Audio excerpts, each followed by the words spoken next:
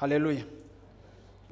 Ikindi nshaka kubahanura, mugomba kuba abantu mwiteguriye kuba critique.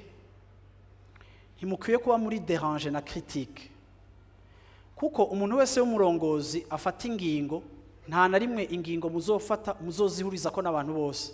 N'abana bavukana ntibahuza, n'umugabo n'umugore ntibahuza ku bintu byose.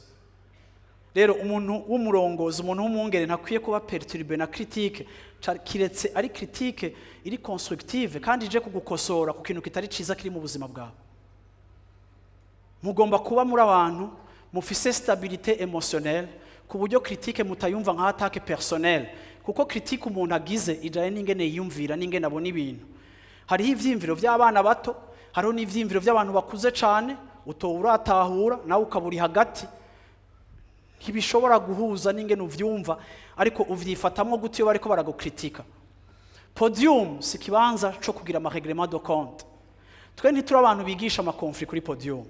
Twe ntituri abantu baza gutukira abantu ngaha mu Kirundi twinyegeje tubwira abantu message ari code. No, iyi podium ni ya Kristo, ukayigira platform yawe, Kristo azogusambura.